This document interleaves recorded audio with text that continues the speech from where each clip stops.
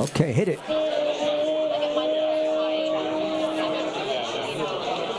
Ladies and gentlemen, please put your hands together and make some noise for Professor Glenn Loury.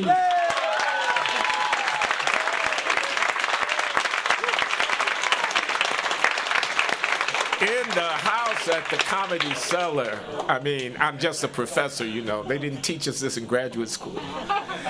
But good evening, everybody. Glenn Loury, Brown University. I am with Roland Fryer, Harvard University. Coleman Hughes, extraordinary musician, podcaster, and writer, Columbia University graduate, and our host, Noam. We've got some talented comics in the audience. The theme tonight is comedy and politics. Now, I came to this from many years of trying to write about race and racial inequality issues in America and finding that there were third rails. There was stuff that you couldn't say. There was a lot of political correctness. There's a lot of self-censorship. And I have this idea. My idea, and we'll see what my colleagues here think about it, here at the Glenn Show. I don't think I said that. That's my platform. That's my podcast, newsletter at Substack, and you can find a YouTube channel, Glenn Loury Show. But trying to talk about these issues in a way that opens up some space for exchange of ideas, for grappling with the stuff that we really have to grapple with if we're going to get to be in a better place, and for letting some air into the room. The stifling suppression of debate and open discussion leads to a limiting of our own ability to think about the issues that we're confronted with. And I see comedy, I mean, again, I don't know what my esteemed colleagues will say about this, and I certainly don't know what you comics out there are going to say about this. We're going to find out. I see comedy as a way out, as a way to open up the room, as a way to get some honesty into the discussion, as a way to have some debates. Now, my mouth is not a prayer book, but I do have some ideas. Here's some things that I wish comics would help us talk about. Male-female cooperative and non-exploitative relationships in the workplace have been undermined to women's detriment by the Me Too movement. I don't agree with that. Wait a minute, I got it from you. That's a fair point. Trump wasn't wrong about everything. There really are some shithole countries. You'd remember if you'd ever been in one. And the Democrats have been running some of the cities where a lot of black people live into the ground for decades. Here's another one, folks. Embrace yourselves. I'm sorry. Putin has some legitimate grievances which we have ignored in part at our peril because of the Russia collusion hoax. Uh-oh. Yeah, I know. I know. Okay. You see some black guys up here, right? We're only like 5% into this list, so. Buckle up. Blacks suck at IQ tests. Jews don't. It really matters.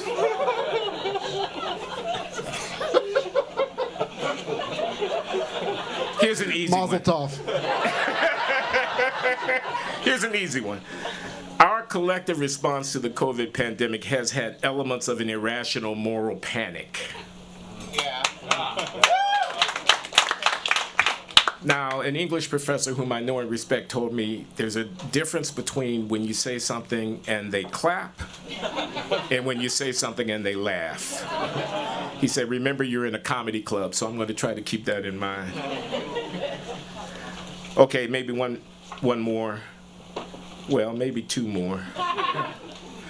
Major elements of Black Lives Matter are full of shit and undeserving of the mantle of the civil rights movement.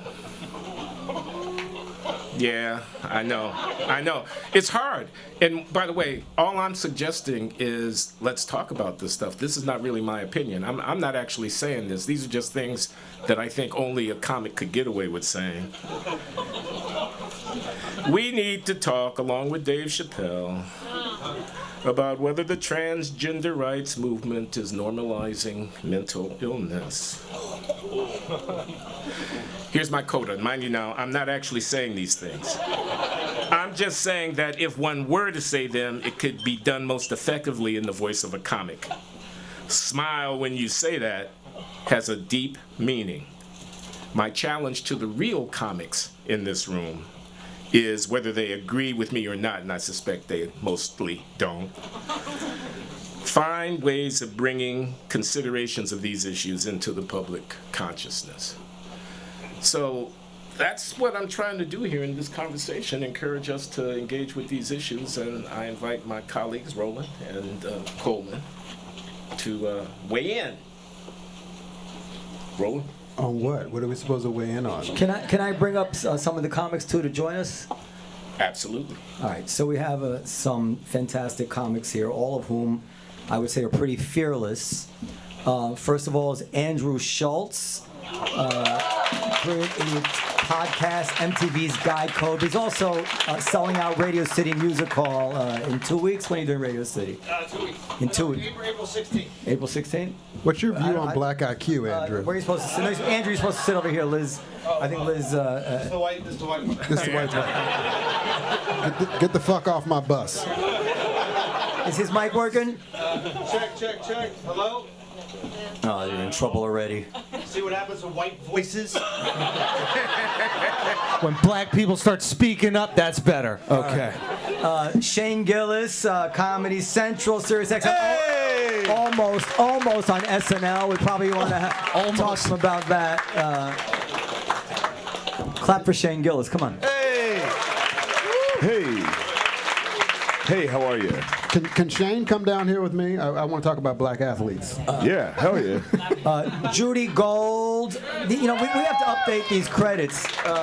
Judy has a book out about free speech, and it's not even on your credits. Come on up, Judy. Judy!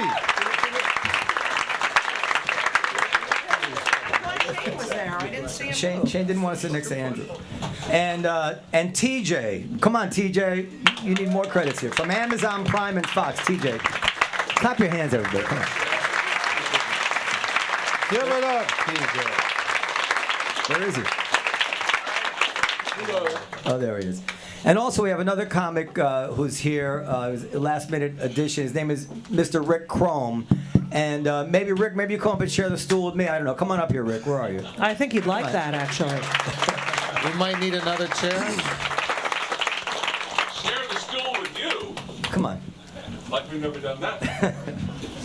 Rick? Oh, I moved over. I'll just come stand behind you. Okay. Okay, now you have primary source material here, Glenn, to discuss exactly what you want. Go ahead. Okay, you guys. Can we start with black IQ shit? Because that stuff still got me going. Who wants to take that one up? I got it. You're not black. I don't know. I thought every premise you brought up was pretty good. Can you say it again? What was it? What was the All the black premises IQ were good thing? for stand-up. I mean, yeah. All right, whatever. All right, well, let's take one of them and run with it. Well, I'm not going to run as fast as you guys might, but Let me ask you guys what everybody, I think, and what Glenn, I know, wants to know. Are you guys afraid to say things on stage? And is that a new phenomenon? Do you feel that you can do your career's damage by saying the wrong thing? And I think maybe, Shane, you go first because you did in some way have your career damaged. I got my career damaged from like a podcast where I think on stage it's pretty hard to for anything you say to be misconstrued as your joke. Like clearly you're joking. You're trying to be funny. On a podcast, sometimes it doesn't look like you're trying to be funny. And I get, like, when I got in trouble, which I don't know if any of you guys remember that, I got whatever. And it's tough to tell whether or not you're joking. I assure you I was trying to. I don't have a racist podcast. It's a comedy podcast. But, I don't know. I think on stage you're fine, right? I've never had, like, sometimes people get upset, but it's like, all right, whatever. Either that was a bad set or fuck them. Has anybody been canceled for a joke? I would On say stage? no. Oh, but you're not Yeah, a Michael comedian. Richards got canceled. Michael Roland, go Richards. ahead, Roland. But that wasn't a joke. He just screamed Right, your favorite but- word. Right, but like Whose favorite word? my favorite word. My favorite word. Could be. So, but here's a question for the comics though: if audience A members, woman was talking. The one Absolutely, woman I'm appalled. who is Continue, representing this panel. Yes. The thing you're referring to was a repeat of a song. This is about taking things out of context. And I just want to say, Glenn warmed us Wait a minute, up. did you say the N-word? No, I did say the N-word. This is really gone. I didn't know. No, I did. I did say. Say it. No, I didn't. I didn't say it. I said it in repeating lyrics of a song. Oh. I said it repeating lyrics of a song. okay. Did you add it, or were those the actual lyrics? Sweet Caroline. Hold on. Be honest. Be honest. Can we let Did you Glenn, take some indulgences a little? Hold on, Shane. You should have never brought us here. Here's the thing. Can I Roland, go ahead, Roland. I have nothing to say. This is interesting. Right. I just want to say that when you opened with these premises that you think that comedians should be able to deal with on stage, correct? Right. And that's where you begin, and it's cultivating a joke and making material, which we do in front of an audience, and we don't know where the line is until the audience tells us. And so you come with that premise. It's not funny. Nothing you said was funny. As you know, you got claps and no laughter. But it takes us a long time to take that idea, which, as Shane said, those ideas are all brilliant premises for jokes. But the process is like no other art form. No artist paints a part of a mural and then brings an audience in and says, okay, what do you think? Should I move the sun over here? Should I put a house here? Stand-up comedy, the audience informs us and lets us know where the line is, and we don't know where the line is 99.9% of the time until we've crossed it. And George Carlin said, it's the job of the comedian to cross that line and make you glad that they did. So that's how I want Claps. to respond to that. Laughs. So if I could say something, I think sort of what brings the non-comics here, and I think the idea behind this event was, Glenn has been an economist in academia at various institutions for a rather long time now, and is as well as Roland, and is interested in asking questions that are taboo in academia, but could easily be the premise of a joke that the same people canceling folks at colleges would laugh at if they were in a comedy club.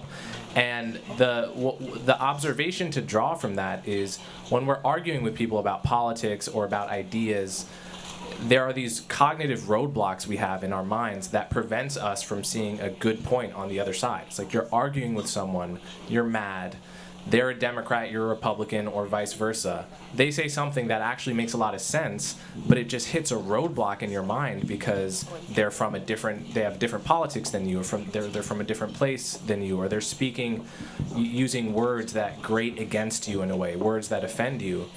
Whereas you could take that same exact idea, and if it's the premise of a really well-crafted joke that's gone through that process, then it goes right around your roadblocks like TSA pre-check, and it just hits you, and you laugh. And laughter is involuntary. You can't be tampered with. It's unfakeable in a way that acknowledging someone's point in an intellectual conversation in an intellectual space is not. And I think that's what is sort of the impetus for this idea. But clapping and no laughter. Clapping. I'm not funny, and I'm not. But the other thing, you also the premises you brought up, comedy is a weapon. It is a weapon. How is it a weapon? It is. Here's how it is. 1934. Hitler, very funny guy. Laugh. Hitler passed passed this act called the Treachery Act in 1934, where you were not allowed to make fun of the Third Reich or him, or or you would be murdered. And so, the fact is that he couldn't take it. Trump couldn't take the White House Correspondents' Center. He forbade his staff to attend the White House Correspondents' Center. There's something very powerful about, and smart. We're all smart. Everyone on this everyone of these comedians I think is that smart. makes those guys pussies. It doesn't make comedy a weapon. Right, it is a what I weapon. mean? They can't handle it. They are pussies. Right. Because comedy. The weird thing, though, is that Trump was funny. As politicians go, he was one of the funnier ones. I didn't find him funny. He was funny. Objectively He was funny. funny. Literally, Yeah. without a doubt. Objectively funny, How was Judy. he funny? Regardless of Every time he speaks, you laugh. Yeah. Literally the definition of He funny. was funny. He was Funny I for know. a comedian. He was very, yes, he was. China. Yes. It's not even a joke. China. It's just saying the word. He's funny. Let's just be honest. Let's agree on that, and then you could say maybe you didn't like the jokes, but it was funny. Yes, Pocahontas was also funny. Yes, he did. Everything was funny. He was But he hilarious. came from a place of hate, so I don't know. I hate him. What are All you right. talking about? How did Hate's it come funny, from? too. Wait, why did he come from a place of hate when he made jokes? I think he's a hateful person. I don't think he's a nice person. let's not get stuck on Trump. But that's it. I just don't like him. I think his intent. I'm not saying he's not a intent hateful is guy. not. But like, say, Yes, say but- like an insult comic Right. kind of secretly hates his audience, but he's hilarious. No one cares. Don Rickles, people would leave his show, and if they didn't get picked on, they would feel that they were gypped, Yeah. which is a word we're not Racist. allowed to say. Right. So you can't say gypped because of the gypsies. So, They were roll mud. but I'm just saying. So he would never make it now because we have decided that that's not funny. He's funny. People still laugh at him.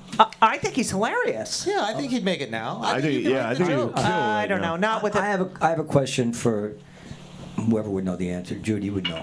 How have audiences changed? So there used to be a kind of social norm to accept different points of view. Right. To just take it. Right. And that doesn't seem to be the social norm anymore. Right. Now the norm is that you shouldn't be saying that. Right. I think what I've been doing stand-up for 40. I did my first set 40 years ago, before you guys were born. And in those decades, okay. I mean, I remember coming here in the 80s, and we were so free. I mean, literally, it was amazing the work that went on stage. Everyone was there to do the art. And as social media happened and people started taking things out of context, when everyone started getting a trophy, you get a trophy for winning the race and breaking the record, and you get a trophy for smiling while he did it, that's when everything changed. It's the fact that everyone thinks their opinion is valid because now they all have a soapbox, and it's used to be you got offended at a joke and you moved on with your life. And now it's like you get offended by a joke and that person should never be able to perform again. I think that we are erasing history a lot, or rewriting history, or not acknowledging history. Stereotypes are based out of ancestry. We could say things, but as we evolved, things had different meanings. So I think material changed as the times changed, but I think social media. And thank you to the Comedy Cellar for telling people they have to put their fucking phones away when they get in here. They have their phones, by the way. But I remember the night. Careful, Judy. Wait, this time you have your Shut up, phones? Judy. Cameras. By the way, Judy, when I was mansplaining you before, I was going to ask you that question. When you're, other than Shane Gillis, it is difficult to think of examples off the top of my head of comics getting fired or getting canceled for doing bits on stage. But how different do you think that would be if anyone could film any joke with their phones? If places like this didn't have a no phone policy and people were putting stuff Well, up I on think YouTube? that's. I think a lot of people would be extra careful. I mean, I do. I don't care anymore because please. But Is this a good thumbnail illustration of what's changed? In the 90s, the phrase politically incorrect was a great marketing tool if you wanted to capture liberal America. right. Now that would be the kiss of death. Right. Liberal America doesn't want a show called Politically Incorrect. Right.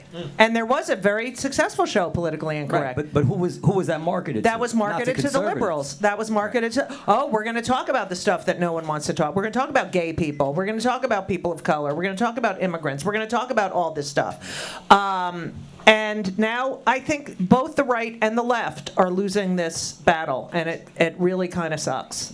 Rick, you got yeah. something? You got something you want to say? Oh, you just bring me a... I'd like to begin with a land acknowledgement.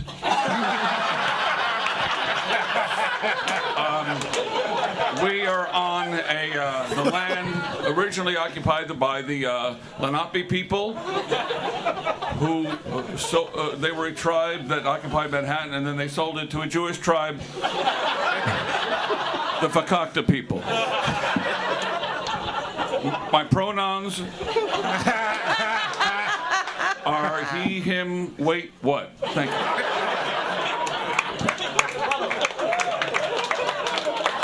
That was helpful. Definitely move the conversation. No, okay. Can I add something to this? I don't know if people have gotten. People want to be good people, right? Which means sometimes you get dumber because you want to be a good person. You just want to follow whatever people tell you is the good thing to do, so you do it. So now I think there's an idea out there where if you joke about something, people would think that means you endorse that thing. You know what I mean? Like, Bill Cosby wasn't known for rape jokes.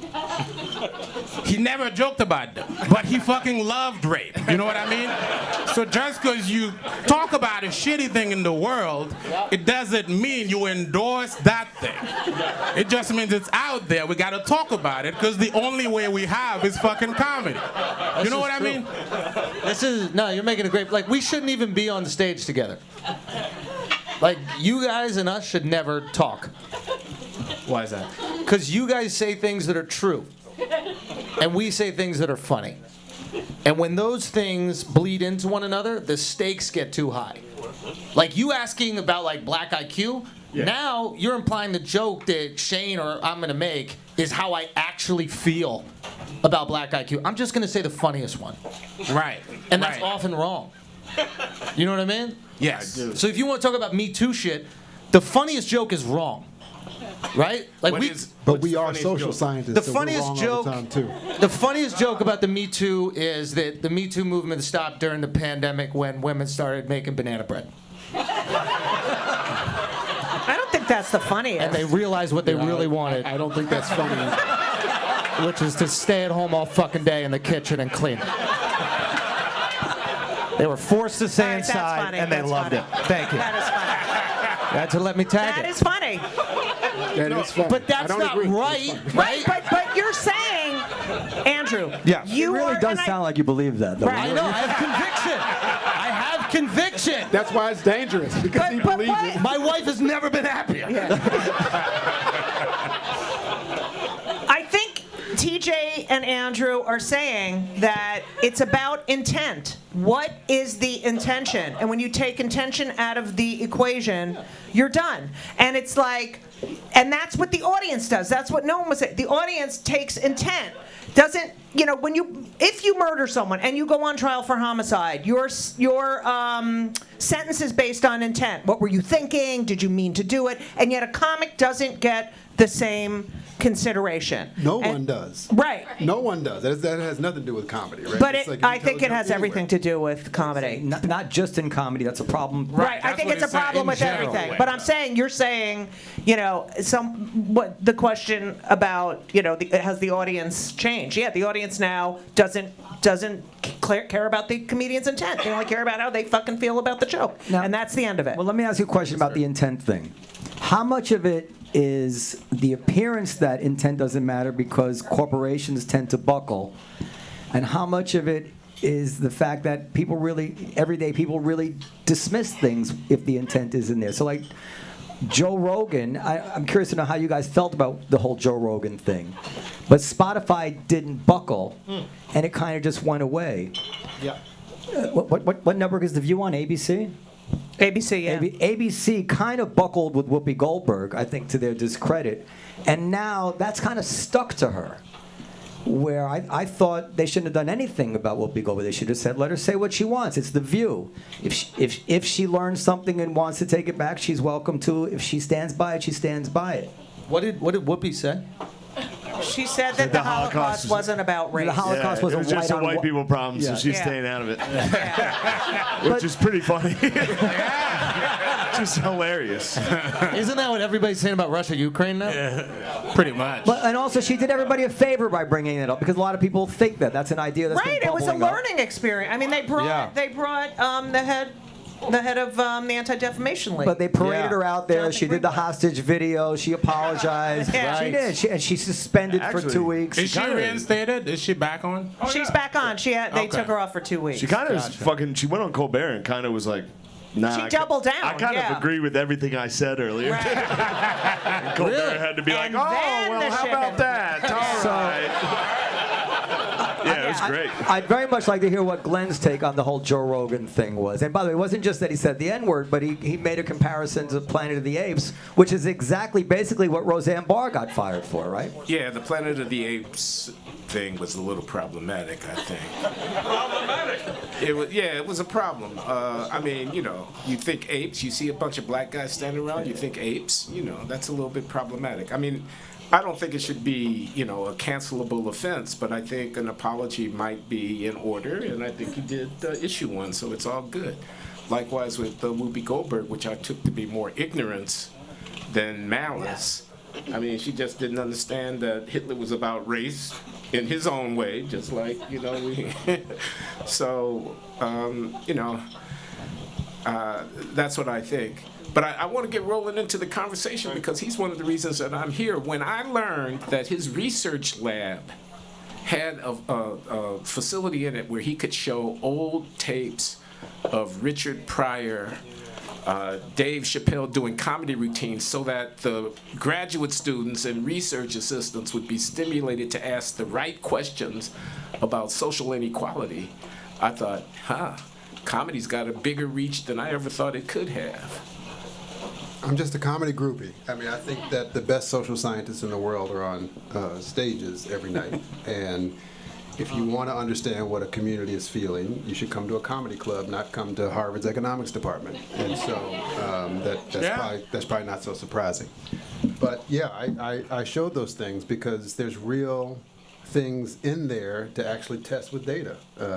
Glenn, when Richard Pryor talks about police brutality, he then says, after a policeman beats you up, the only thing you want to do is go home and beat your kids. So I thought, we can test that. That's pretty interesting. And there's a bunch of things like that, right? Chris Rock, Dave Chappelle, lots of folks are dealing with way more interesting things on race than, frankly, our colleagues in these elite institutions are dealing with. Do you know that when George Floyd was murdered, the following week the number 7 download on Spotify was that exact bit from Richard Pryor? I didn't know that. 40-something years old, that bit. Interesting. Yeah. Interesting. The Jews were tracking the numbers. How can I profit off of this?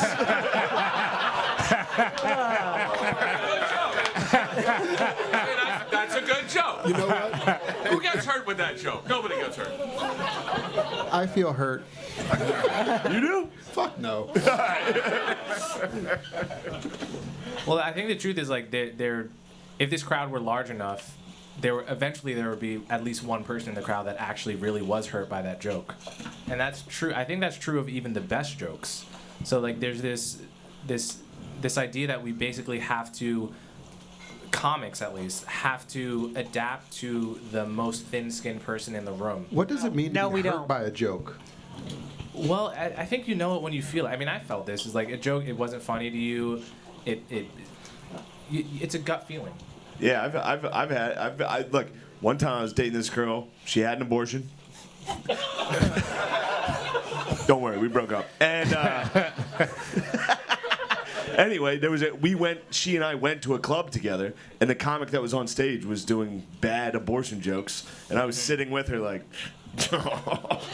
You know what I mean? Like I've been offended, but Right. you know, but I'm not a pussy. I shut the fuck up about it. I wasn't gonna be like, hey, cut it out. I knew that it They was a did joke. cut it out. Yeah,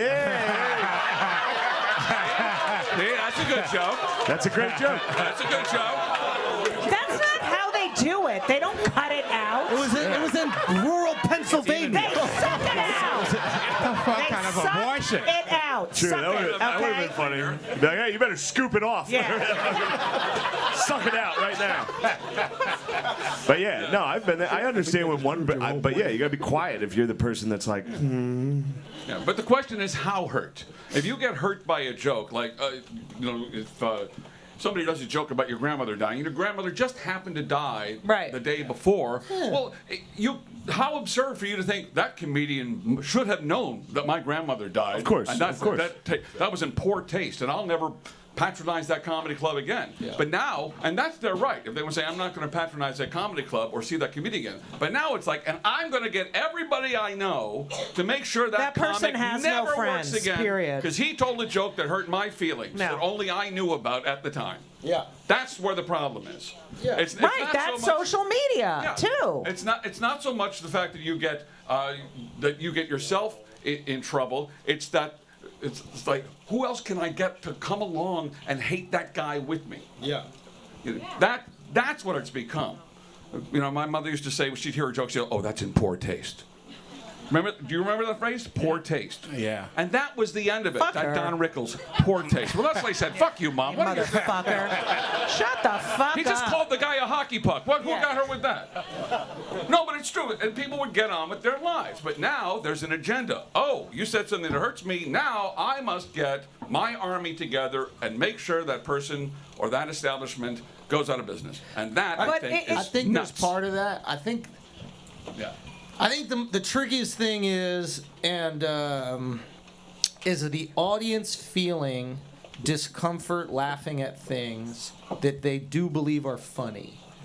I think that's the biggest difference. I'm not really worried. And again, I operate maybe a little bit kind of out of like a system, so it's a little bit maybe different for me. Like I go to like a show of mine, and people are there to hear the type of jokes that I do. They're not waiting to be canceled or whatever it is. But sometimes if I perform here, for example, I'll see people in the crowd, they want to laugh, but they're worried that they could be a pariah if they do. And that is the heartbreaking thing, because they're actually being a good person. They're going, if I laugh at this, could the trans person in the audience feel bad? Could the gay person in the audience feel bad? Fuck that. Could the woman in the audience feel... Not, like, there's part of me that wants to go, oh, fuck them, but then there's other part of me that's like, you're kind of being a good person. Like, I can't be angry at you that you're a good person. I'm kind of angry that we're coddling each other so much, and it's almost like we're infantilizing people. Right. As if the trans person can't take a joke, as if the gay person can't take a joke. So, But yeah, that's just a function of just not I having a talked to- diverse friend group. That's really what that is. But, and I'm not saying that for class, but for me as a comic, that is the greatest discomfort. Looking in your eyes and then seeing you hold back a Right. laugh because of the environment. I talked to Gilbert Gottfried about this exact thing, and he said, what happens now, and I think everyone on the panel who's a comic can agree, is that laughter is involuntary. So you laugh, you're like, oh, that's fun, and then they go like this. That is what happens now. It's like, oh, right, I'm not supposed to laugh at that, and that sucks. That, I think, sucks 150%. Yeah. So that is unfortunate. It's But where did that come from? Who decided what people are supposed to laugh at and not laugh at? Where is that from? What part of the culture decided that? That's a good question. I guess we're reacting to public scrutiny. So the most scrutinized ideas or jokes or opinions are going to make us feel uncomfortable laughing at them. And again, it's our job as comedians to like make the environment silly enough where we can laugh at these things. Right. That's my failure. Like if I see you holding back a laugh, even if I think you should laugh at it, and if you were at one of my shows, you would because you feel comfortable enough.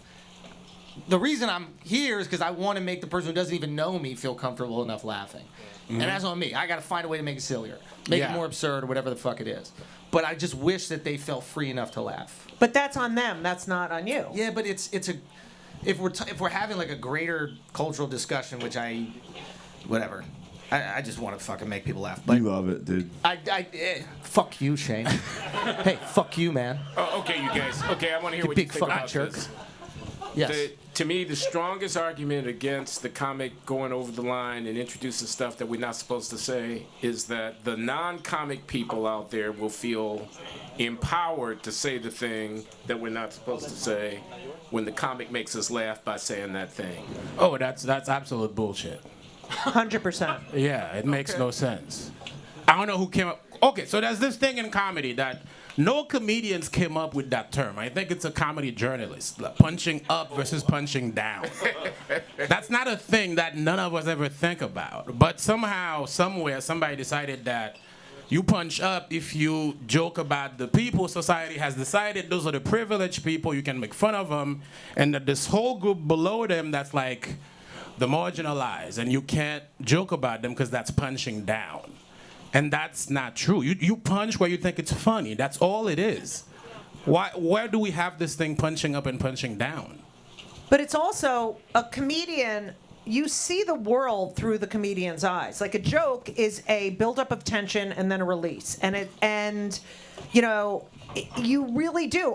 I'm a gay. I'm a leslie. I'm a parent. Prove it. Prove it. Prove it. Come here, Liz. Let's go. Oh, now it's interesting. I didn't know about Liz. No,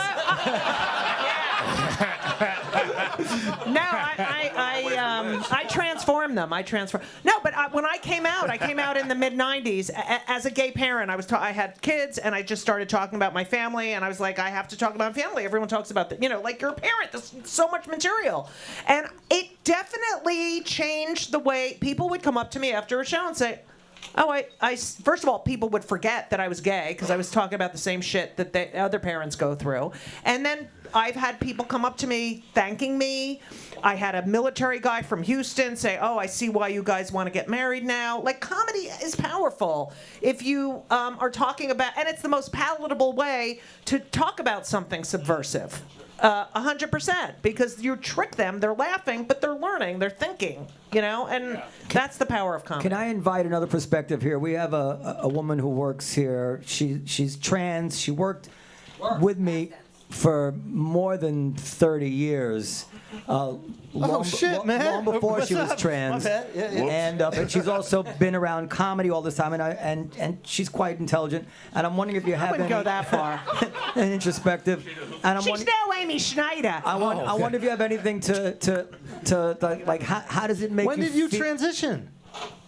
You know, it's what happens during COVID. I didn't know if you know that was a side effect. Too much banana bread. Too much remember banana you bread. before. Yes, you do. So you have a picture with my daughter. I do. Yes. And you're good at dancing. You could salsa and stuff. I'm really good at dancing now. Now she's even better at dancing. Okay, well done, bro. Well, sorry. Jesus Christ. Anyway, I'm interested to know how you feel about it when people are telling jokes about the trans community, and what perspective you have from it when there was a time you probably would have laughed at those jokes, and now you find yourself maybe the butt of those jokes, for lack of a better term. All right, so I am going to go out on a limb. It's not a very popular opinion within my community, but I do believe that it is important for comedians to make jokes about the transgender community. And the reason is because every time you talk about it, you normalize our existence. Yep. You start the conversation with one caveat, that whatever you say, have it be based in truth.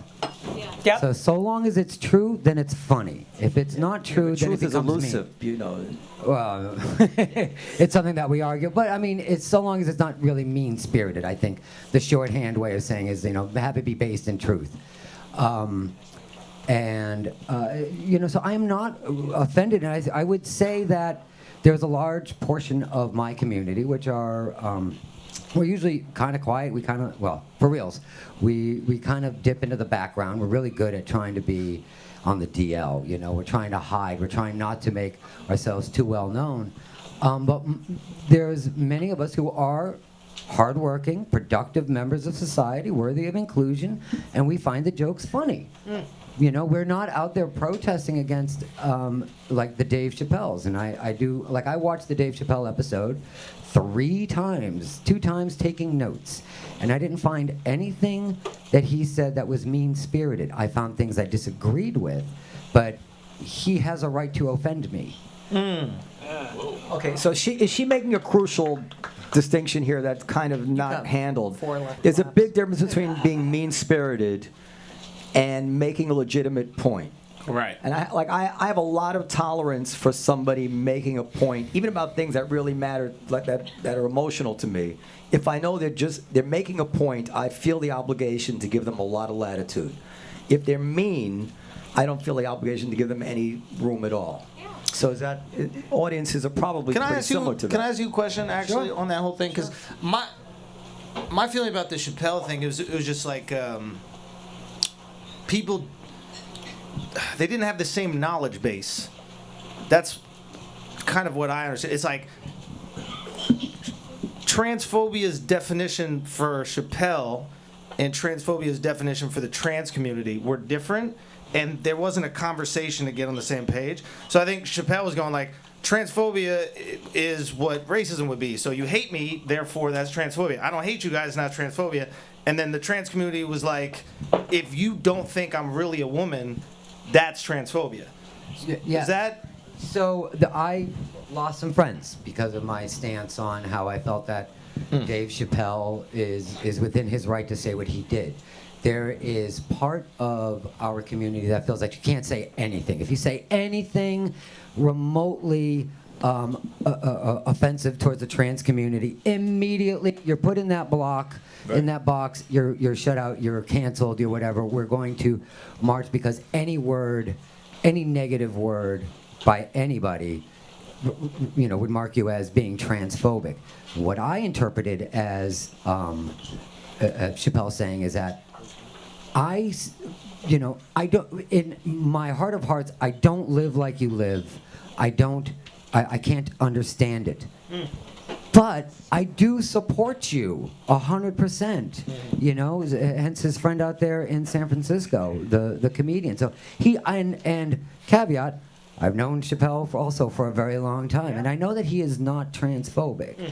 He says jokes to be funny because he's a comedian. That's what he does, And if he's not, and actually in some ways, thank God, because we are having this conversation about whether or not it's funny or not, and do we have thick enough skins? And if there's any younger LGBT out there, don't have such thin skins. Laugh at yourself. I agree with you. The younger LGBTQ plus every other fucking vowel. There is, it's like because of our experience, I think because we went through the AIDS crisis, because we joke about things, because we've had this experience, and it's now verboten. I remember I was playing tennis and I played doubles tennis because I can't move anyway. But I was in Provincetown, gay, and then hello, and it was Carnival, which is like the carnival in New Orleans, okay? And the theme was the '80s, and I'm playing doubles tennis, and there's a guy there. He's about my age. We're playing, and we're on a break, and he's like, "Well, what are you going to dress up as for the carnival?" And he said, "Oh, I'm going to go as Madonna," and I said, "Oh, I'm going as one T-cell." Okay? All right. It's a phenomenal joke. So he laughed his ass off because, we had been through this shit together. He told a friend of his who's like 26, and they were appalled. Oh my God, how could she say that? Okay, so. That's funny. Yeah.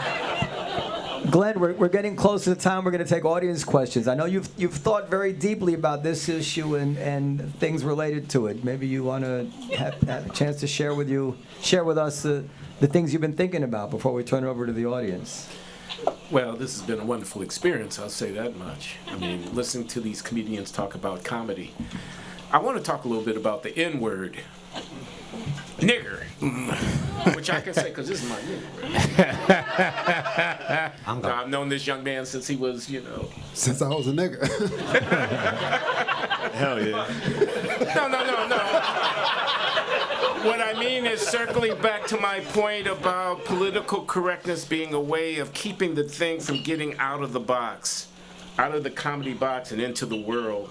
This monster of racism, this monster that we, and we've got guardrails. We've got, stay in your lane kind of markers.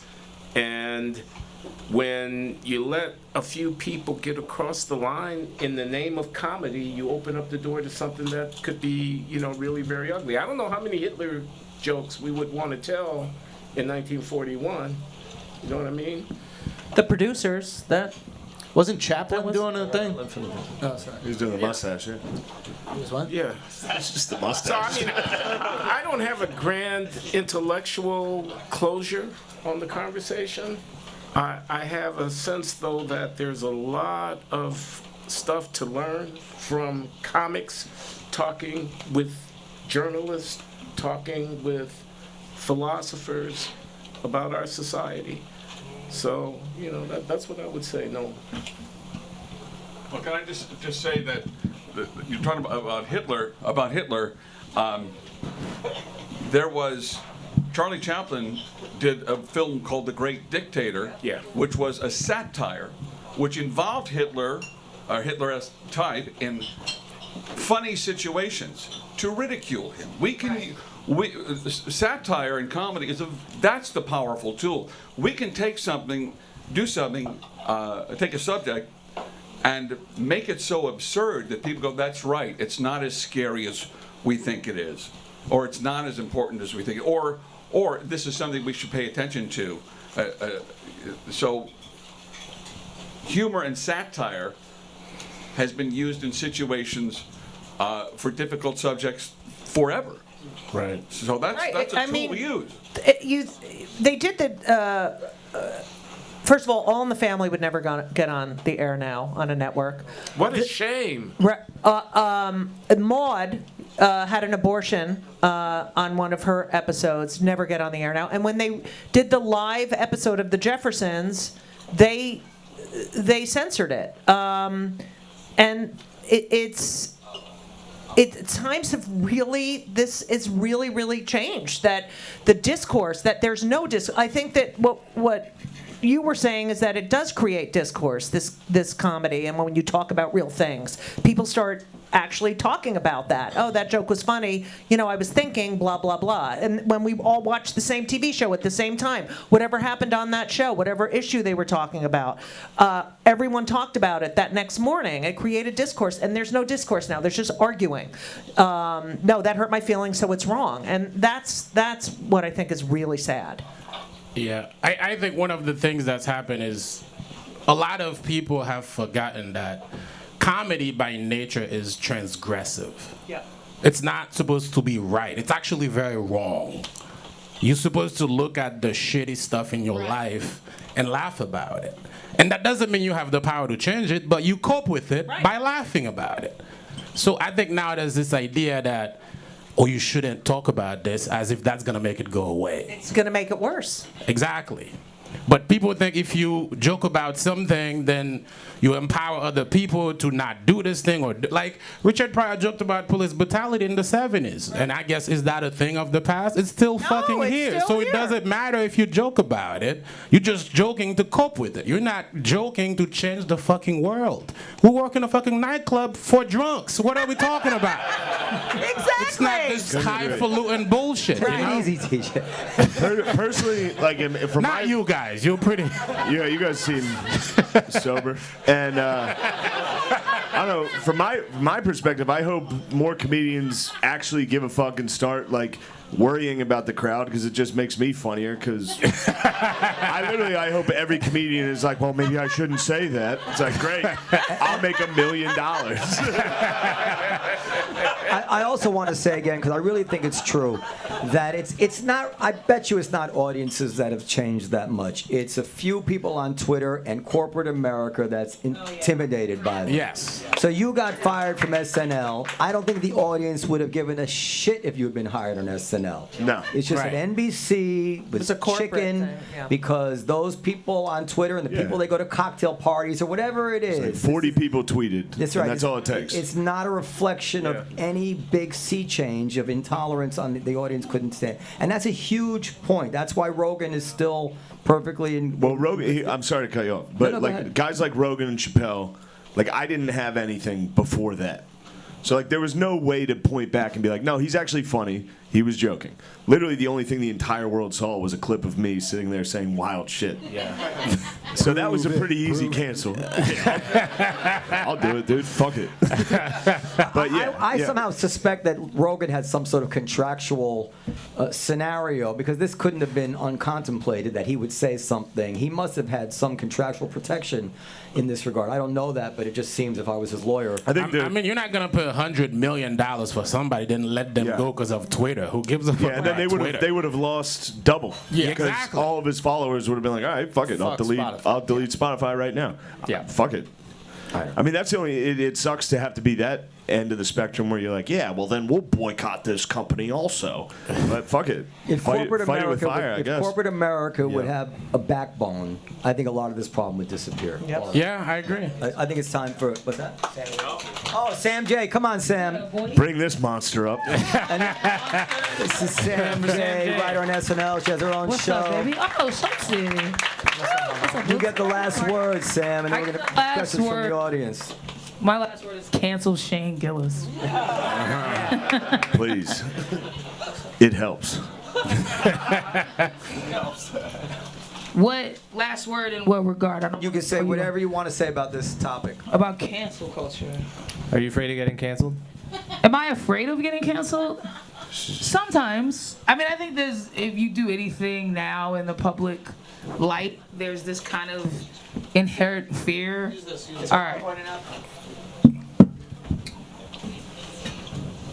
I think in this world that doesn't seem to understand nuance anymore, I think there's an inherent fear of people running with something and fucking your life up. And I think as an artist, it's super scary because a part of your job is vulnerability and just to be rawly honest in your mistakes and in your victories. And to do that, you have to say where you went wrong. And when we're not entertaining the gray and we're not entertaining the nuance, and there's just these very hard lines drawn in the sand of what is and isn't okay, and no one's equating life and experience and baggage and emotional shit and everything else that plays into a right and a wrong, as an artist, you become afraid to create art. And in that, we'll be stilted as a society because the conversations won't move and be pushed in the necessary way. And so is it a fear? A little bit. But then there's this other side of me that's like, I don't know, the masses have always been fucking stupid. Not for nothing, you know, I think individually people are reasonable, and in groups people are fucking idiots. Yeah. And if you bend to the will of the mob, then you're always bending. And the other responsibility of artists is to say fuck the mob. And sometimes when you say fuck the mob persecutes you. They burn you at the stake. They fucking take away your shit. They try to deny you the right to do the thing you love to do. Because the mob also usually is a group of people who hasn't tapped into their own potential yet. And hasn't tapped into their own truth. And hasn't tapped into their own fucking access to happiness. Break it down. So they don't know how to process seeing a free motherfucker. Wow. Because they're not free yet. Glenn, are you Sam's older Pokemon? Does Sam evolve into Glenn? How long you been sitting on that one? I was waiting that whole speech. I was like, how do I word this correctly? Call me wrong if you must, but don't you ever call me humorless. Yeah, so I don't know. It's just this weird dance, right? So, yeah, there's a fear, but then my need as an artist to say what I want supersedes the fear. And I'm also like, I don't know if they cancel me and I got to take whatever little money I got and live in the woods. I'm fine with that. I did it. I had a run. I got to say it. And a little bit, if you're a true artist, that has to be enough. You can't be like, well, I need the millions and I need the attention, because then you're starting to play in some other spaces that aren't necessarily about art. But it's like, yo, if this is my last painting, I got to paint the way I fucking want it, bro. And I'm willing to pack up my shit and go paint fucking trees in the woods. And maybe when I'm dead and in the ground 20 years later, there'll be some new generation that comes around and goes, you were fucking dumb for that, man. Like, here was a person just trying to do it correct, you know? I just think that's the dance the entire time. And the internet and Twitter and all these things that give, like, dumb people access to talk a lot, they don't help. You know? If anything, that's like the worst part of it is like, there's all these platforms for dumb niggas. I just remember a time where you were dumb, you had to like have the balls to be dumb in someone's face. You know what I mean? Like, you had to go to a bar and be like, I'm gonna say something I think is right. And then everyone be like, shut your dumb ass up. And you be like, all right, I'm fucking dumb. And you had to take like whatever that persecution was. But now dumb niggas get to type some, and if it's too dumb, they delete it. They're like, oh, I didn't even say it. And it's like, that's not helpful. Sam J, everybody. Yeah, that's what. Yeah. All right, unless anybody here has something else they want to say, I think we take questions from the audience. No? Who's going to come down? Somebody want to man the mic? Maybe. Me? I'll do it. I'll do questions from the audience. Yeah. So there's a cordless mic there. You're gonna. Let me. This one, right? Yeah. Yo. All right. Sam's gonna fuck you up, lady. Put your hand down, please. Who wants My white queen. No, Put your hand down. I want her. Yeah, pick the hot chicks first, Sam. Go ahead. Come here. My Disney princess. What do you gotta say? Sam. She's mine. I wanted to thank you guys for your insight and also for being very courageous, because I think courage is a rare thing these days. I wanted to ask, I'm nervous because I have a show coming up and the premise is satirical. And I'm worried it'll be taken out of context and people won't get irony.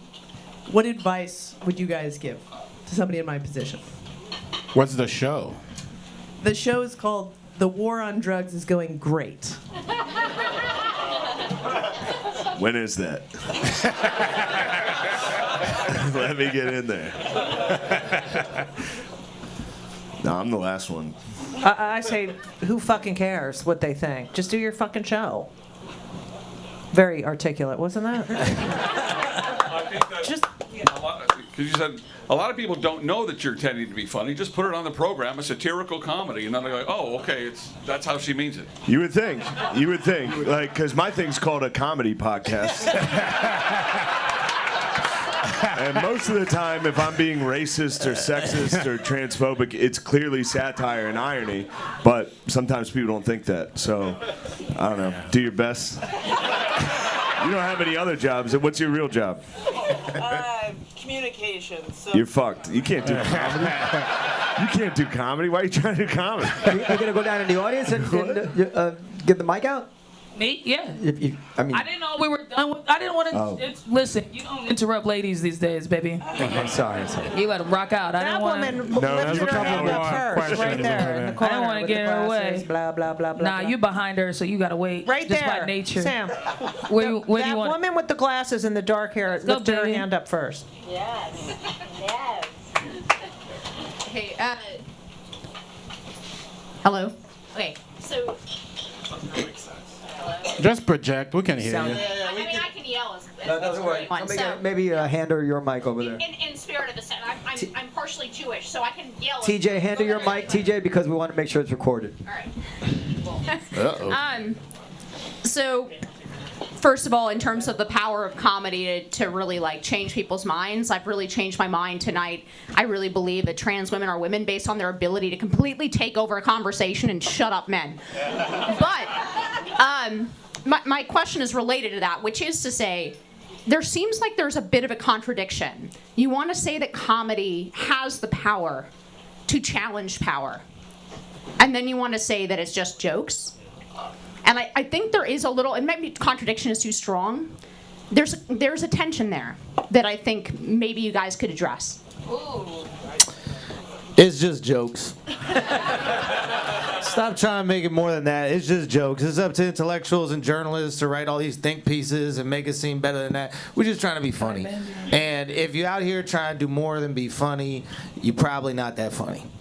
Because if you could just make the audiences laugh, that's what the fuck you would do. That's just what it is. I know every unfunny motherfucker got a great point.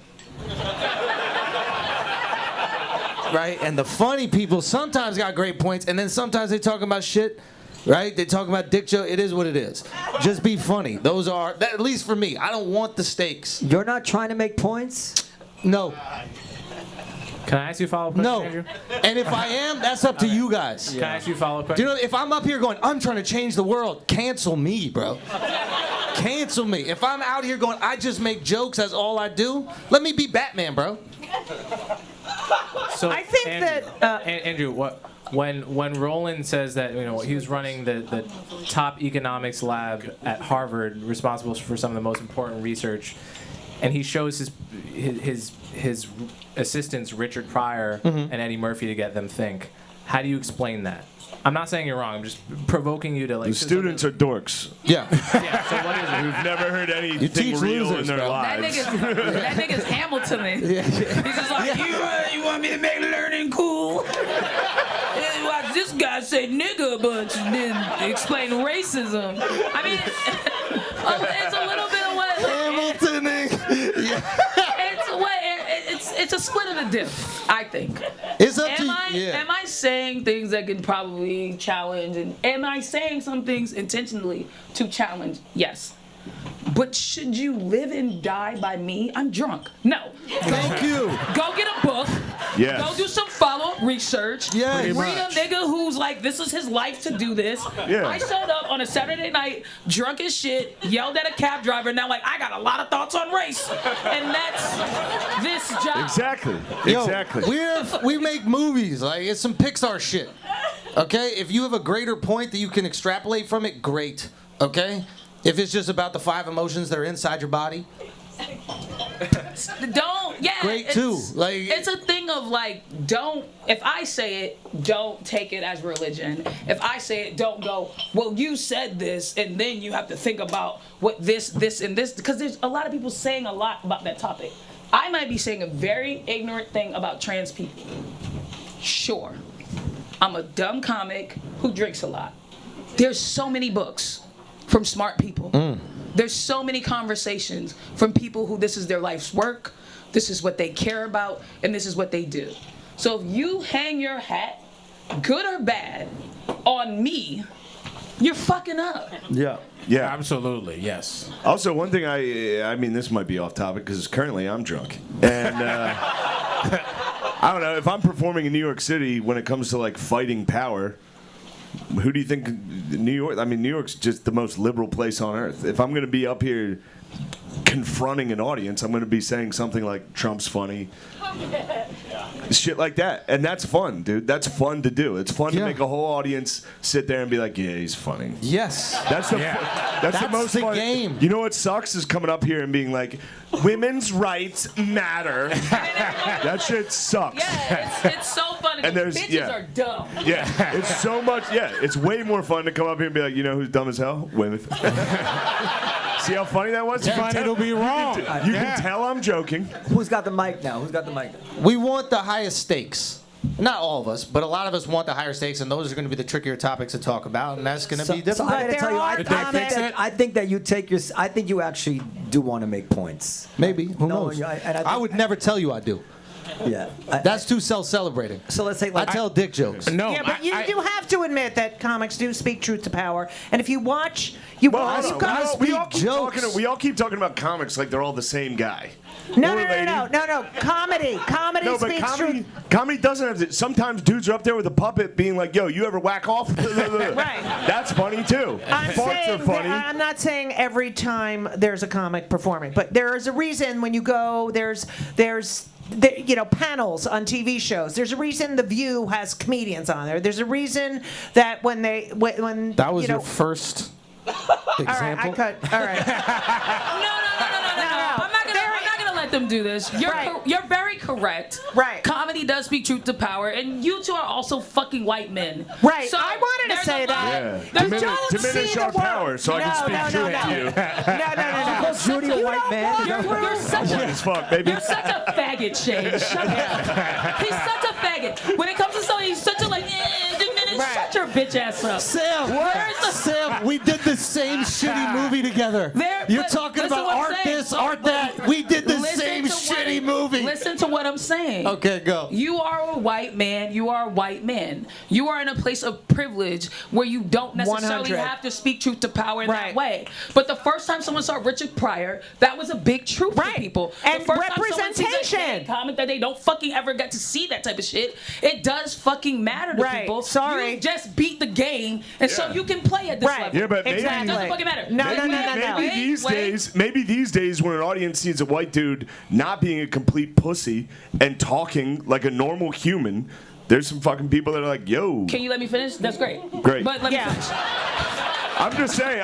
No, I'm sure Richard Pryor would have got cut off also. Go ahead. You're correct, but that's not what we were talking about. We're talking about this comedy bring truth to power. Right. And is it another What's power position? here? Just like art, yes, it does. And when the art is usually coming from a person who is a minority, A marginalized person, who's marginalized, who has it a is voice. very Yes, powerful it is their tool voice. to bring a voice to society. Exactly. That isn't being heard. Right. That's not a good or bad thing. It is just a fucking And you know, growing up, and it's all white men, You can't deny that is going on. It doesn't There's one thing. For people who just tell jokes, y'all motherfuckers use a lot of big words.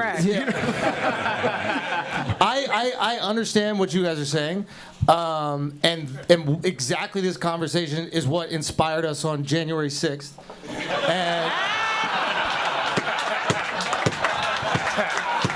Shane, you ready for the sequel, buddy? Regulators! No! All right, next question. Who's got the mic? Okay, over here. I think I have a mic. Liz, who has the mic? This man has a mic. Okay, I've got a go mic ahead, here. sir. Speak up. Three quick things. Turn up his mic a little bit, okay? Okay. Punching up and punching down was not from a journalist. It was from George Crom. That was his concept. Noam, He never used those words. I know exactly the clip you're talking about. I'm a nerd about comedy. He never used that. A comedy journalist used that. Well, I know but what you're talking about. it was an easy step. Let's just say that. Number one. Noam, I want to thank you for creating an environment where this kind of conversation can go on. This is incredible. This is really, really wonderful. Yeah. And I think we got kind of close to this in the conversation, but Andrew, you were talking about your audience and seeing people in the audience that were uncomfortable laughing at certain jokes and et cetera, et cetera. And there is a clear sort of schism in comedy these days. And the question that I have is, are people that do laugh at the joke with full throttle enjoyment, could they be believing what you're saying? Maybe. And that's what concerns I wouldn't say that happens at my shows. I would say that happens at a show that I just happen to be on. At my show, those people know what they're buying. You go to a pizza restaurant, you're going to get pizza, right? So they expect that. They're there for that. They want to hear those types of jokes, etc. So, but if I'm at like a random show or I just maybe pop in, I could see that potentially happening. Yeah, for sure. It's my job to make them feel comfortable. But your question was, does it make them feel like it's right, like the opinion? No, what I would listen. I've watched your stuff and I love you. And you really do. You're on the line. You do it incredibly intelligently and smartly. Thanks. But there are people that don't. Sure. And the question then is, are people that are laughing at those jokes, might they actually believe that? And I'll use the French shit. Yeah. I think maybe, but we can't control what people believe, right? Like, that's not on us to control. There's crazy people out there that will go. I mean, just the other day, I think someone attacked D.L. Hewley because Kanye said to do it. He didn't even say to do it. He's like, I don't like that guy. So he pulled up on D.L. Like, we can't control the crazy people out there. And I don't think that we should silence ourselves because people are crazy. I also think a comedian knows when the audience is laughing for the wrong reason. Yeah. Thank you. Okay. I mean, you can't make art that way though. I've definitely done jokes where like I berate white women for hours, and then a bunch of white men will stand up and be like, "Fuck yeah, fuck yeah, finally." someone's yelling at these white bitches, and I'm like, one of those dudes is gonna go home and hit his wife. I don't know what to do about that. Literally every time Sam gets off stage, I'm like, hell yeah, brother. Keep it rolling, brother. I don't know what I'm supposed to do about that. You know what I mean? Because there's other people at the same time that there's that guy or that 4 guys. You know, I won't even minimize it. Or that 6 guys. Yeah. There's 6 other guys who are like, I get her train of thinking. And wow, now there's a perspective I need to hear. Or there's white women who I'm actually talking to who were like, holy shit, let me check my privilege and how I run around with it. So my focus has to be on who I'm talking to. Right. I'm not talking to them. I'm sorry you picked it up the way you did, but I'm talking over here. And if I try to tailor my conversation for them, then what conversation am I having? And and that question takes intent out of the equation. What your intention? We have time for a few more. All Who's right, got it, Liz? Where's the mic? Oh, this man here. Hi. Thank you guys for doing this. It was really funny and enlightening.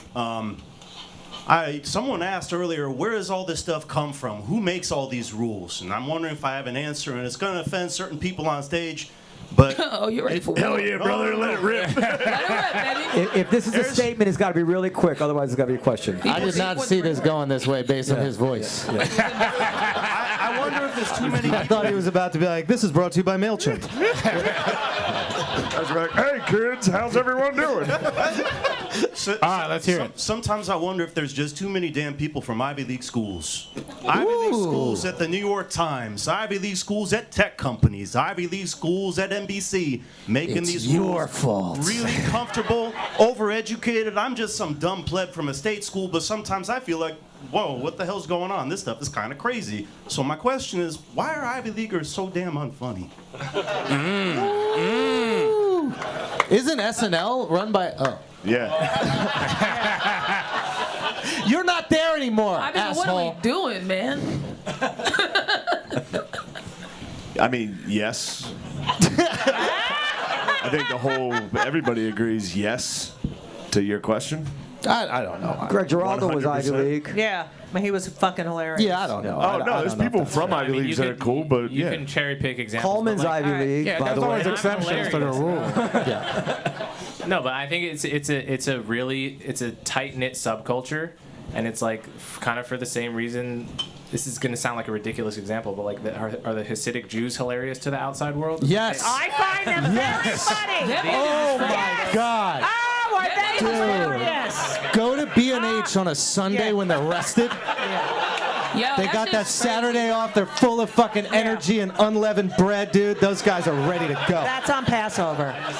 Oh, that's on Passover. Take it easy, Yeah. Andrew. Next question. Where's it? Some things are Some things we can't joke about. not here. I think it's wild that they wear them hats. What are them hats that look like they made of hair? Fur hat, yeah. Fucking talking about them hats. Those are the, what are they? The hair hats. Yeah, there's different sacks, The men are so like flamboyant. Yeah, but and the then women can't they show tell the their bitches, hair. Yeah, the men are flamboyant and fucking they're like, bitch, I better not see your eyes. Right. I'm like, these like are the wild Muslim times. community. Nah. You can see a Muslim bitch's nose. Oh, really? Hell yeah. If you talking about NOI, Nation of Islam, you get a whole chin off that bitch. What kind of Muslim you talking about, baby? Love those chins. Who has the mic? Oh, go here, go. I had a question about something Andrew brought up a couple times, where people know what they're coming for when they come to shows.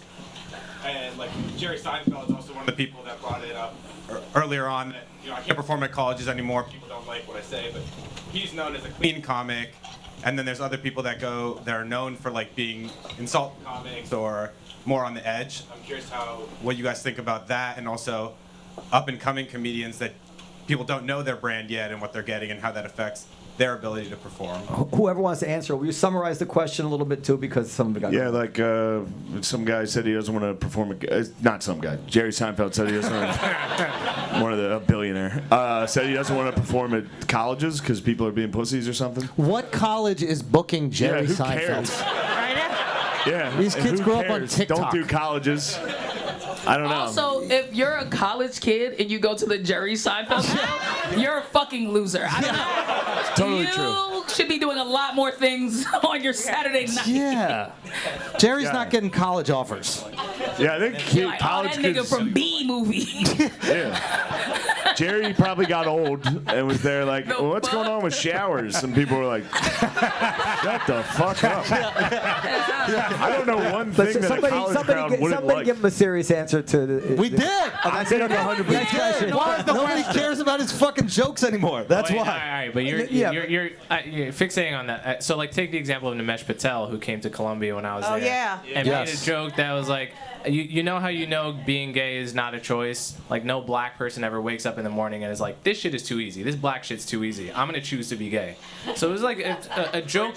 It's a great. It's a great joke, funny. and they The pun, like the lesson of it is not at all bigoted. And they cut. Some and he people got choose to fucking be canceled black. for it. So assume. Rachel Dolezal. Rachel Dolezal chose to be black. Dolezal's got an Let him finish OnlyFans. his point. Go ahead. Yeah. So assume the man. Fire OnlyFans too. $5 a month. Peep Let that. him finish Sorry. his point. I'd go the other way. Some people choose not to Man, be the black. man paid for a ticket. He wants to get a question answered. Yeah. Assume he had said, like Nimesh Patel tries to, do college campuses. What do you make of the fact that comedians like him can't even do shows at places like Columbia? College campuses, it's about how it affects like what type of comedy you're doing, and also like how well known it is what type of comedy you're trying to do, and how that affects your ability to. When you do a college show or a corporate show, you're not doing it for the love of the game. You're doing it for a check. I'm not talking about college shows. Oh, okay. That's just like. You're saying the youth culture and their fucking attitude and how they perceive shit, how does that like affect us as comics when we're out here talking our shit? A little bit. I'm saying like that. Seinfeld, for example, forget the college thing, feels like he can't do certain jokes, but he's known as a clean comic. And then there's people who are known as insult comics that toe the line, and just the type of comedy you're doing affect your ability to perform it and what you're known for. Bad comedy usually gets booked a lot. And when you're doing good comedy, Next it's question. hard. Where's the mic? Where's the mic? Go. You. Oh. The mic doesn't seem to pick up too well over The there, mic is so over you here. might have to. I'm over here now. Hey, sure. Oh, yeah. So, first of all, Sarah and someone talked about the courage that it takes for comics and thanked Noam for bringing them together. And I second that. But I also wanted to just, it's not big. You've been canceled. I've been canceled. TJ, we give her your mic again? It won't be the first time. I don't think it reaches. But Well, let's see. Thank you. But I wanted to also just, first of all, I'm a social scientist, so I'm not funny. So just don't expect funny. I just wanted to say also that Noam has a tremendous amount of courage. And it took a lot of courage for Yes. Noam to continue to book people who had been canceled. Yes. And I also wanted to acknowledge Glenn and Coleman and Roland for the courage that they've had to come up with. Gay. And we've heard like nothing from Roland, and I would just really, I'd love to hear some from Roland about what he's been dealing with and drunk, too. how good, excellent. This is the best thing. But I mean, if you don't know Roland's story, you have to look him up and get to know what he's just been dealing with. Just slide in a DM, shorty. And I also want to acknowledge Slippers for being very comfortable on the feet. You know what? Do you want to comment on that or no, Roland? What do you want me to do, no? No, whatever you want. You can do nothing or. Yeah. I'm gonna this say is- gay, bad times, go. Let's go. I told 6 jokes at Harvard and got suspended for 2 years. Whoa. You want to hear one of them? Hell yeah. Hell yeah. Let's not do that. No, I want to hear these. But I'll tell you afterwards. I'll tell you all 6 of them. Are they yours? Or were you telling another comment? Like I damn sure wasn't telling your jokes. You would have got a lot longer than 2 years. I promise you that. No, that white shit would have got me a promotion.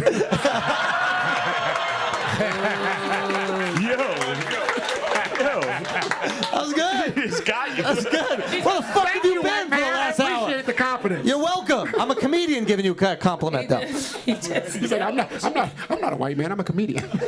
Oh, I'm both. Anyway, no, that's what happened. That's what she wanted to know. But I'm back at Harvard teaching and everything. Why'd you go back, bro? Because they pay, nigga. Shit. There's other Ivy League schools. There's other schools, man. No, I did comedy. Because now you can't complain about it. You went back, hell. I did comedy for 2 years, and y'all motherfuckers don't pay enough. So I got. I got. But still, you weren't doing a good job. So wait, did you do a joke in a class?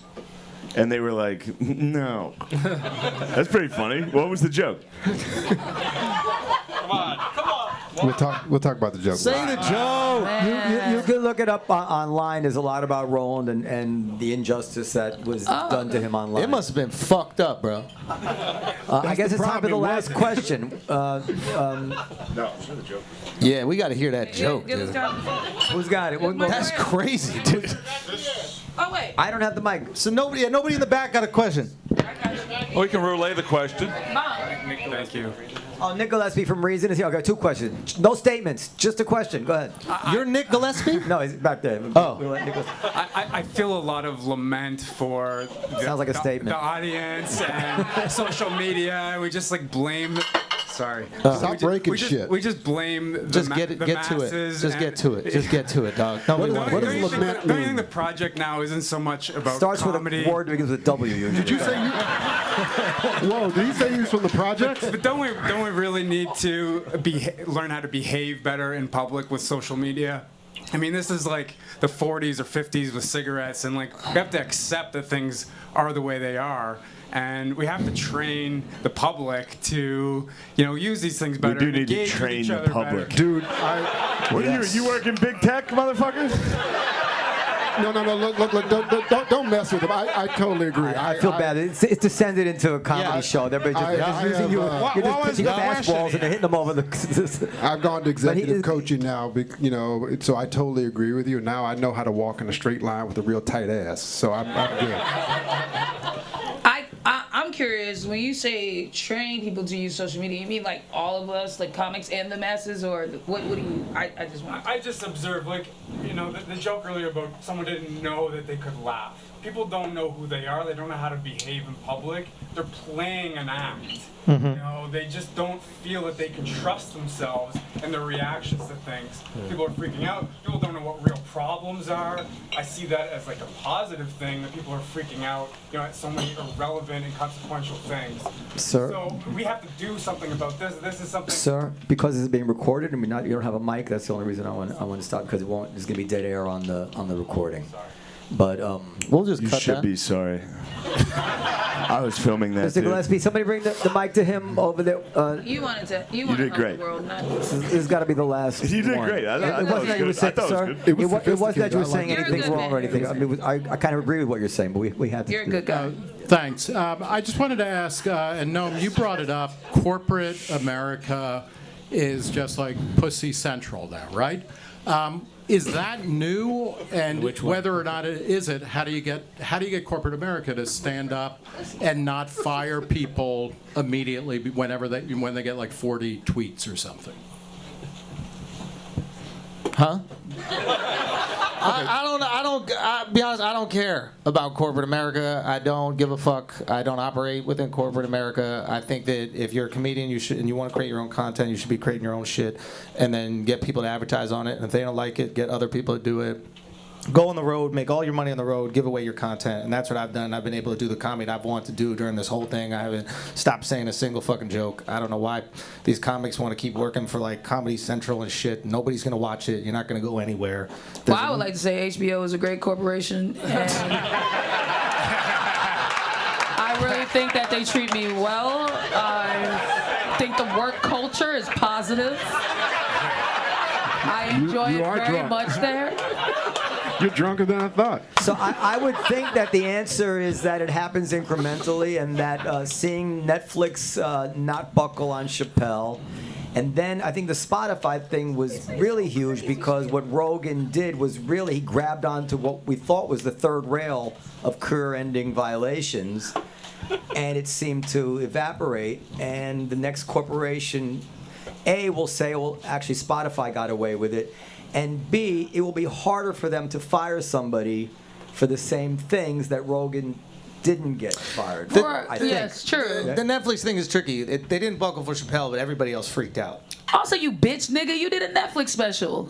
I'd lost my Amazon special after the But you Chappelle thing. did it, so you can't be like, fuck corporations going. I said making money. I said also watch my Netflix special. Hey, that's what you just said. No, I you said did the I same love them, I said movie. I love them forever. I said I love them Before forever. that you were like, oh, we're artists, and if I die in the Yeah, I said the fuck woods, the internet. I said fuck the you never been to the woods, Sam. The fuck I'm talking about the woods. If I'm buried in the woods, I'm gonna do this shit. Stop it. I've been in the woods. You've been DMing me about St. Bart's, not the fucking woods. You're a bougie ass white girl at heart. And that's why. How's St. Bart's? And that's why I love HBO. There we go. It all adds up for me, baby. My point is, I did the HBO shit on my own terms. I did it on my own terms too. I think you can do it on your own terms. Exactly. The way you create your own terms, you create leverage. But I think it's very lofty to just be All like, right, listen, fuck it all. corporations just care about money, and we have another show coming in, and we got to. So, Glenn, do you have any word corporation? Any final words? What a wonderful evening, eh? This has been the Glenn Show at Comedy Cellar. Bravo! Thank you for having us. I want to personally thank Glenn Loury for having this idea and for coming all the way down to do this. I hope everybody will listen to his podcast and his Glenn Show on video. I don't know if it's. I think there's a tremendous amount of intellectual energy that's going on now around Glenn and Coleman, and maybe it's because the black heterodox intellectuals have more freedom than other people do now. But for whatever the reason is, I think that the kind of stuff that Glenn's talking about has more intellectual energy and is more challenging of preconceived notions than anything else out there right now. So I would really encourage everybody to spend some time listening to Glenn Loury and his show and check out Coleman's podcast as well. Thank you guys very, very much for doing this.